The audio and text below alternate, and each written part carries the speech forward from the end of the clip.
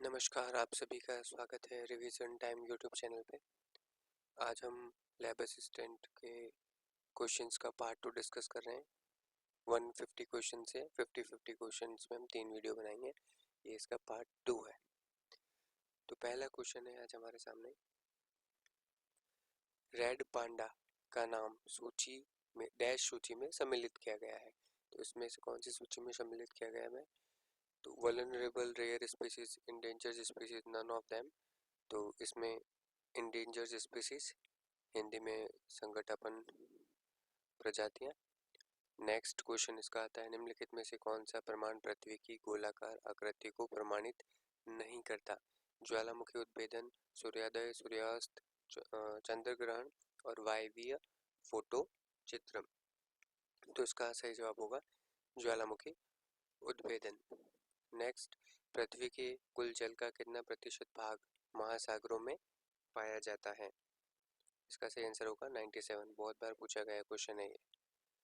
मंदाकिनी नदी गंगा नदी से डैश में आकर मिलती है। कहाँ पे मिलती है ये? रुद्रप्रयाग में आकर मिलती है। फूलों वाली बौछार संबंधित है, किससे संबंधित है फूलों वाली बौछार? केरल से, तमिलनाडु से, उड़ीसा से, पश्चिम बंगाल से। केरल से। बहुत बार पूछा गया क्वेश्चन है, इंपॉर्टेंट है। ब्लॉसम शावर, ठीक है। निम्नलिखित में से कौन सी उष्ण समुद्री धारा है? उष्ण यानी गर्म, ठीक है। तो गर्म में खाड़ी की धारा, गल्फ स्ट्रीम, लेब्राडोर धारा, कनारी धारा, फॉकलैंड की धारा। तो सही आंसर इसका जो होगा खाड़ी की धारा, गल्फ स्ट्रीम, ठीक है। फिर ये और ज्योग्राफी में पूछे गए क्वेश्चन आंसर है। तो देखो इसमें ये निम्नलिखित में से असत्य कथन का बारे में बात कर रहा है। तो ये स्टेटमेंट वाले क्वेश्चन आ गए यहाँ पे। ज्वालामुखीता में पृथ्वी की सतह की और मैग्मा के प्रवाह से लेकर आंतरिक एवं बाह्य ज्वालामुखी संरचनाओं का निर्माण सम्मिलित है। भू आकृतिक प्रक्रियाएं अंतर्जनित और बहिर्जनित वे बल होते हैं जो पृथ्वी के धरातलीय विन्यास में परिवर्तन लाते हैं। अंतर्जनित और बहिर्जनित वे तत्व जिसमें धरातलीय पदार्थों के अधिग्रहण और परिवहन की क्षमता होती है भू आकृतिक कारक कहलाते हैं। परिवर्तनीय प्रवर्त निर्माण की प्रक्रिया है, जबकि महाद्वीप संरचना महाद्वीप निर्माण प्रक्रिया है, जिसको हिंदी में समझ में, इसमें इंग्लिश में भी ऊपर दे रखा है तो आप वहाँ से देख सकते हैं। तो इसका सही आंसर होगा अंतर्जनित और बहिर्जनित वे तत्व जिसमें धरातलीय पदार्थ के अधिग्रहण और परिवहन की क्षमता होती है। The endogenic and the exogenic elements capable of acquiring, transporting earth materials can be called a geomorphic agent. Next question अपने पास आता है, निम्नलिखित कथनों में से कौन सा जो आता है जनांकीय संक्रमण की अंतिम अवस्था के संबंध में नहीं है? प्रजननशीलता और मृतता दोनों काफी कम हो जाती है। जनसंख्या या तो स्थिर हो जाती है या मंद गति से बढ़ती है, और जनसंख्या नगरीय और शिक्षित हो जाती है। जनसंख्या परिवार के आकार को नियंत्रित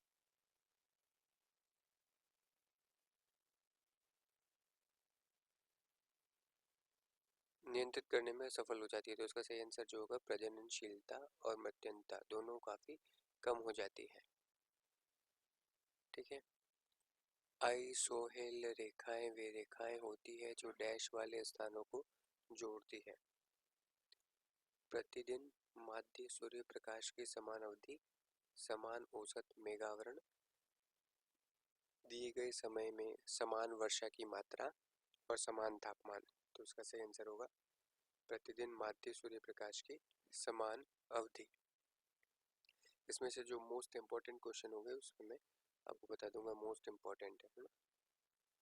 नेक्स्ट क्वेश्चन अपने पास आता है, भारत का स्थलाकृति मानचित्र जिसमें अक्षांशीय और देशांतरीय मान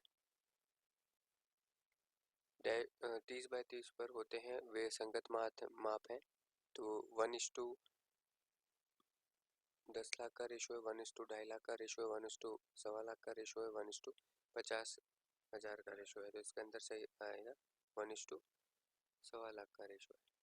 नेक्स्ट क्वेश्चन जो आता है वो अपने पास, विश्व स्वास्थ्य संगठन के अनुसार स्वस्थ शहर के लिए शामिल मूलभूत सेवाओं में कौन सी इसमें से सम्मिलित नहीं है? साफ पानी, प्राथमिक सेवाएं, छवि गृह, स्वच्छता। छवि गृह यानी हो गया अपने पास सिनेमा हॉल, तो ये इम्पोर्टेंट नहीं है। निम्नलिखित में से कौन सा सूती वस्त्र उद्योग की अवस्थिति का कारक नहीं है? जलापूर्ति, आर्द्रता, श्रम और शहरी क्षेत्र। तो इसका सही आंसर अपने पास आ जाएगा शहरी क्षेत्र। शिक्षा, चिकित्सा, आर्थिक क्रियाओं की किस श्रेणी के अंतर्गत ये सभी आते हैं? प्राथमिक, द्वितीय, तृतीय और चतुर्थक श्रेणी के अंतर्गत आते हैं। नेक्स्ट क्वेश्चन है, भारत की जनगणना के अनुसार वह पड़ोसी देश जहां से द्वितीय सर्वाधिक अंतर्राष्ट्रीय प्रवासी लोग प्रतिशत में प्रतिवेदित हुए हैं यानी माइग्रेट होकर इंडिया आए हैं, ठीक है, तो किस देश से सबसे ज्यादा है? 2011 की जनगणना के अनुसार तो पाकिस्तान से सबसे ज्यादा है। विश्व बैंक के द्वारा जारी 2021 की रिपोर्ट के अनुसार निम्नलिखित दक्षिण एशियाई देशों में से वह कौन सा देश है जहां ग्रामीण जनसंख्या जो है प्रतिशत सर्वाधिक है 2021 की रिपोर्ट के अनुसार? तो यहाँ पे कौन सा आ जाएगा? यहाँ पे श्रीलंका आ जाएगा हमारे पास। डैश ने नवनिश्चयवाद शब्द को प्रतिपादित किया था? Ratzel, Ellen C Semple, Griffith Taylor, Vidal de la Blache. तो इसमें आता है ग्रिफिथ टेलर। क्योटो प्रोटोकॉल प्रत्यक्ष रूप से संबंधित है ग्रीन हाउस गैसों के उत्सर्जन की कमी से, ओजोन परत के संरक्षण से, अम्ल वर्षा को रोकने के लिए, सतत विकास के लिए। तो क्योटो प्रोटोकॉल बहुत बार पूछा हुआ ये क्वेश्चन है, ये आता है ग्रीन हाउस गैसों के उत्सर्जन की कमी से, ठीक है। अफ्रीका का कौन सा हवाई अड्डा जो आता है ग्रीनविच रेखा पर नहीं है? रक्का, डकार, कैपटाउन और लागोस। तो उसमें से ही आ जाएगा रक्का, ग्रीनविच रेखा पर स्थित है ना। नेक्स्ट क्वेश्चन आ जाएगा, निम्नलिखित में से अभ्रक उत्पादक के लिए कौन सा प्रसिद्ध नहीं है? नेल्लोर, भीलवाड़ा, कालाहांडी और हजारीबाग। तो इसमें सही आंसर आ जाएगा कालाहांडी नहीं है। निम्नलिखित में से कौन सा एक ओजोन परत के क्षरण हेतु उत्तरदायी नहीं है? CFC, हेलॉन्स, मिथाइल क्लोरोफॉर्म और हाइड्रोक्लोरिक एसिड। तो सही आंसर आ जाएगा हाइड्रोक्लोरिक एसिड। निम्नलिखित में से कौन सा राज्य जो आता है जिनका प्रमुख उत्पादक देश, ये तो सभी को पता है, राजस्थान। खगोल शास्त्री जिसने ब्रह्मांड के विस्तार के लिए बारे में सबसे पहले मत को प्रतिपादित किया था? Edwin Hubble, Immanuel Kant, George Lemaitre और चैम्बरलेन। तो इसका सही हो जाएगा जॉर्ज लेमेटर। अब भूगोल का इम्पोर्टेंट क्वेश्चन है, तो ये भूगोल शब्द का पहली बार प्रयोग जो आता है वो किसने किया था? इरेटोस्थनीज ने, अरस्तु ने, हिप्पाक्रटस ने, गैलीलियो ने। तो इरेटोस्थनीज ने। निम्नलिखित में से कौन सी श्रीलंका को भारत से अलग करती है? जल संधि के बारे में पूछा है जो श्रीलंका और भारत को अलग अलग करती है। 10 डिग्री जल संधि, कच्छ की खाड़ी, खंबात की खाड़ी, मन्नार की खाड़ी। तो उसमें आ जाएगा मन्नार की खाड़ी। सम्मिलित करना है यहाँ पर ग्रहणों की परिकल्पना, ये किसने दी थी? ग्रहणों की परिकल्पना यहाँ पे 75 नंबर क्वेश्चन है, किसने दी थी है? तो इसका सही आंसर आ जाएगा ग्रहणों की परिकल्पना दी थी चैम्बरलेन ने, ठीक है। गैसीय परिकल्पना दी थी इमानुएल कांट ने। द्वितारा की परिकल्पना दी थी रसेल ने। और निहारिका की परिकल्पना दी थी लाप्लास ने। इस हिसाब से कौन सा सही है? इसका डी सही है। निम्नलिखित में से कौन सा विश्व में डेयरी फार्मिंग का केंद्र नहीं है? New Zealand, Australia, Denmark, Japan. तो इसका चयन हो जाएगा जापान। राणा प्रताप सागर बांध जो आता है वो कहाँ पर स्थित है? उदयपुर, चित्तौड़, राजसमंद, कोटा। तो चित्तौड़। IPCC जो होता है गठन किसके द्वारा किया गया था? ये किया गया था विश्व मौसम संगठन और संयुक्त राष्ट्र पर्यावरण कार्यक्रम के द्वारा।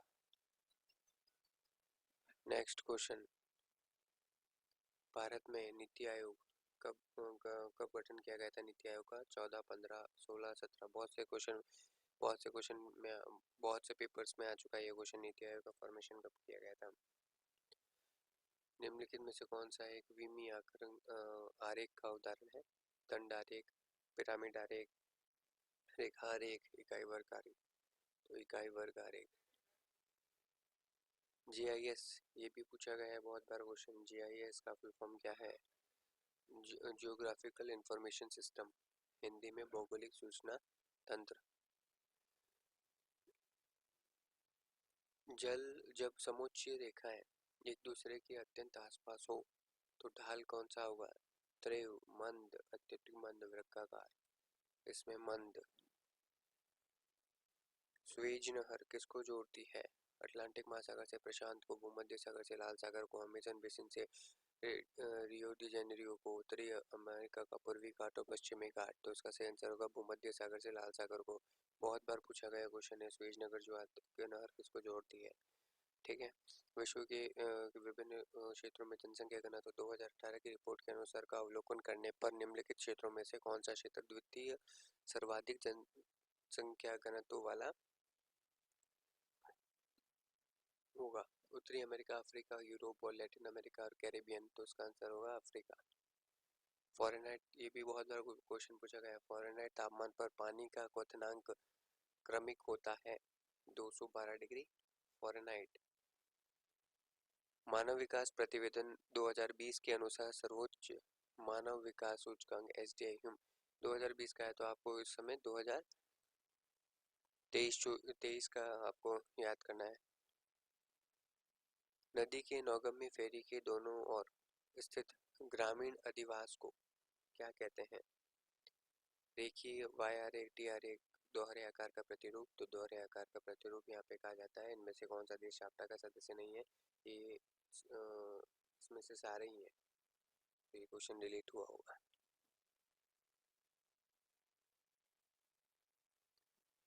निम्नलिखित में से कौन सी भौतिक भूगोल की शाखा है? ये बताना है कौन सी जो है भौतिक भूगोल की शाखा है। भू आकृतिक विज्ञान, जलमंडल, जलवायु विज्ञान, मृदा भूगोल। तो इसमें से ये सारे ही जो आती है भौतिक विज्ञान की शाखा आती है। पृथ्वी के धरातल का कितना फीसदी भाग जो आता है जल से आवृत है? 70.8% भाग। अभी तक खोजे गए कुल महासागरीय गर्तों में से अटलांटिक महासागर में कितने गर्त अवस्थित हैं? तो इसका आंसर आ जाएगा 19 गर्त अवस्थित है। भारत का अक्षांशीय विस्तार बहुत से क्वेश्चन पेपर्स में आया है, बहुत से एग्जाम्स में आया है, तो यह तो आपको अच्छे से आ जाना चाहिए। 8 डिग्री 4 से उत्तर से 37.6 उत्तर तक अक्षांशीय विस्तार पूछा है, इम्पोर्टेंट क्वेश्चन है। IUCN स्टैंड्स फॉर, किसके लिए IUCN स्टैंड्स? फुल फॉर्म बतानी, international union for the conservation of the nature. बहुत बार पूछा गया IUCN। आयुषियों धारा के संबंध में असत्य कथन को यहाँ पर छांटना है। यह पश्चिमी उत्तर प्रशांत महासागर से प्रवाहित होता है, ये ठंडी धारा है, ये क्यूरोशियो धारा के नीचे प्रवाहित होता है, ये क्यूराइल धारा के नाम से भी जाना जाता है। तो इसमें अपन को असत्य कथन को बताना है, तो यह क्यूरोशियो धारा के नीचे प्रवाहित होता है। इसका आंसर जो हो जाएगा वो हो जाएगा सी। प्राकृतिक तटबंध डैश के द्वारा निर्मित है? नदी, हिमानी, पवन और सागरीय लहरें। इसका सही आंसर हो जाएगा नदी। प्राकृतिक तटबंध डैश के द्वारा निर्मित होते हैं। अंकलेश्वर क्षेत्र एक तेल क्षेत्र है, याद रखो, गुजरात के जिले में स्थित है। भरूच। निम्नलिखित में से कौन सा मात्रात्मक वितरण मानचित्र नहीं है? वर्ण मात्री मानचित्र, सम्मान मानचित्र, बिंदु मानचित्र। तो इसमें आएगा वर्ण प्रतीकी मानचित्र जो आता है वो नहीं है। निम्नलिखित राज्यों में से कौन सा सीमेंट उत्पादन में महत्वपूर्ण नहीं है? सीमेंट के उत्पादन में महत्वपूर्ण नहीं है? आंध्र प्रदेश, तेलंगाना, राजस्थान, मध्य प्रदेश, केरल। तो इसमें केरल में सीमेंट में उत्पादन में महत्वपूर्ण नहीं। भूमध्य सागरीय कृषि इसके लिए जाना जाता है? चाय उत्पादन, चावल, गेहूं उत्पादन और खट्टे फसलों के उत्पादन के लिए। तो इसमें आ जाएगा खट्टे फसलों के उत्पादन के लिए। निम्नलिखित में से कौन वायुमंडलीय प्राकृतिक आपदा नहीं है?